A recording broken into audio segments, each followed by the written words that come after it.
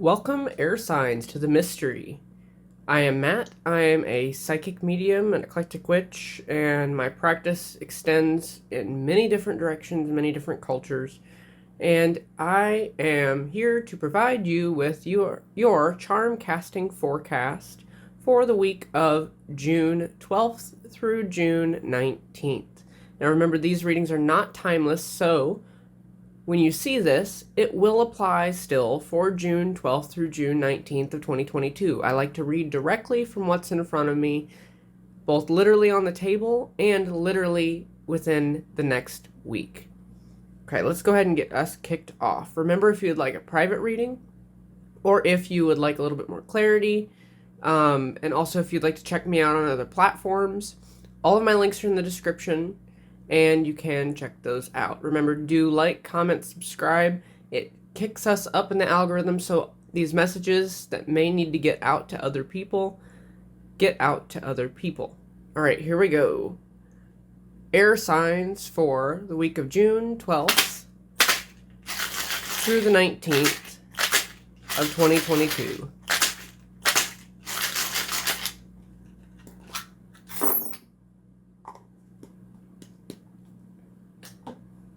Okay, let's see what's going on here. Oh, that is interesting. That is very interesting right from the get-go. My heart charm, which has to do with all of our passions, if you can see this, I don't want to move it because it'll fall, is stuck in my anchor and in my grounding. We are grounding right into our passions, and it's stuck upright on its edge. Like, literally, if you can see this. It's, like, wedged in there. I don't want to touch it too much because it'll fall. So our grounding right now is rooted in our passions, and we are hitting a crux moment with those passions. We are definitely hinging on those passions, and those passions are almost like that liminal space that can provide anything that our heart desires. It's providing the grounding through our passions, more stability through our passions. And right next to that is realizing what we have cut out, what we need to cut out still, and realizing that that work that we've done to cut things out has definitely paid off, so we can more actively do the work towards what we desire. Now, within the next week, though, I would also like to remind us that we may need to follow a line of intuition through our inner child, get very vulnerable with ourselves, get deep with ourselves, maybe even sit down and interact with the actual archetypes of ourself outside of ourselves. And what I mean by that is ghost hunters go after communication with ghosts. We could go after the communication with ourselves, though, in that same sort of way. So it's almost like asking ourselves the question, what would it be like if we treated ourselves like somebody that was across from us?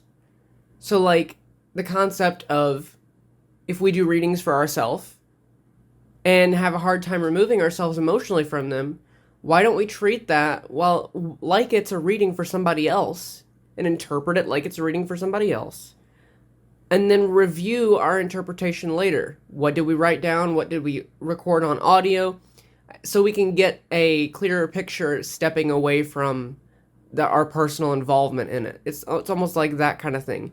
When doing shadow work, when doing deep healing work, it's almost like sometimes we need to step out of our own body and treat ourselves like, say, for me, it would be like treating myself like a client of mine. Knowing that I can be divorced from my own personal reading in order to get it enough clarity without me interjecting my own emotional state into that. Now, right now, I see abundance, while being there, still a little bit tied up in a sense, because we are using our masculine forces, our direct involvement, our direct movement to get ourselves out there and, become that messenger, become that writer, that person who comes in bringing news, opportunities, and whatnot, writing past our boundaries and our blockages, our barriers, in order to sort of commune with ourselves more. Get some of that chatter, gossip going around the messages that we have from spirit, that we're given from spirit. And gossip doesn't always have to be bad. There's things that become popular because they're talked about. And I think that's that similar thing. If you have messages from spirit on what you're going through or what you need to do, the more you talk to yourself about those things, the more you can manifest through those. I always say, the more you talk about something, the more it becomes a reality, because you're feeding that energy line. You are feeding that energy line. And now I see, a lot of confusion and oppressive energy right next to our spirituality, but also we are in the midst of, like, in a sense, turning away from oppressive thoughts and not being loyal to them anymore. And that comes right out of our unlock moment, our those epiphany moments, those spiritual awakening moments. And those are driven right by our spirituality and our sense of comfort and home within what we know. I always say, if something's not working, if we're in a sort of mindset or a frame that is not serving us, it's really not helpful of us, we create 90% of our own beliefs, and due to external influences. And a lot of those things have a hold of us more than we realize. It's just, which ones do we accept? I always think 90% of us, or 90% of what we take in comes from outside of us. But also, we have to think, do I accept that? Do I allow that in my energy field, kind of thing? But our unlock moments are going to come through the spiritual, being comfortable in the spiritual, and enacting our will directly in a controlled environment. Things can get chaotic sometimes, but the more we can have a control environment, the more specific intent that we can put out there, and the more we can associate with positive energies. Again, that unlock moment through the spiritual can also come in this next week through more socialization and more spreading out our energy in healthy ways. Just, there's the concept of spreading yourself too thin, but I feel like we're done with that as Earth, or as air signs. We are done with that, and we are starting to recognize what energies socially around us are spiritual. Those connections, like, I've known you before, I've seen you before, and maybe even with people you've never met. That kind of energy where you get and give recognition to people that are healthy and good for you. Now, also, I see a lot of decisions being made towards commitment, towards our own vitality. And this definitely involves a lot of emotional stuff as well.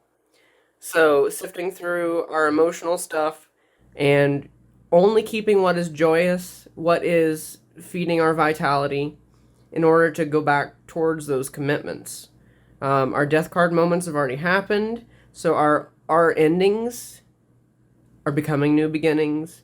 We're starting to enact the things we've learned, and our forward movement is coming out of that and is coming right next to those commitments. And the more we apply ourselves to those commitments, to our own vitality and our own decision making, because I know as an air sign myself, sometimes I have a really hard time making decisions, the more we can move forward by committing to making decisions towards our own vitality.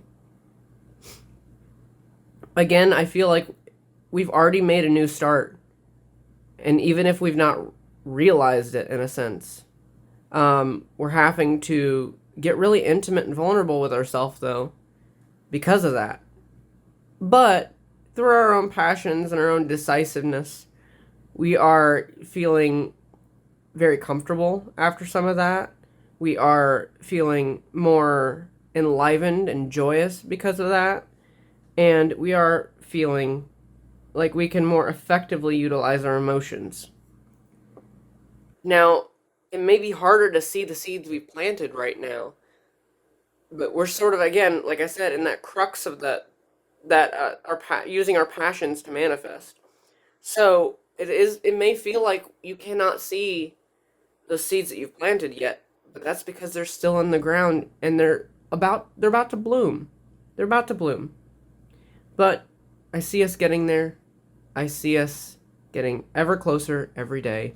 Again, like I said, if you enjoyed this reading, leave a like, leave a comment, share, do subscribe. It does help everything with the algorithm so these messages can get out to more folks who need to hear them. And if you'd like to check me out for a personal reading, I do mediumship, I do tarot, I do a lot of different forms of divination. And we could mix match whatever would be needed in the sessions. Then head to my website or catch me in any of the links in the description. And I hope you have a great rest of your week.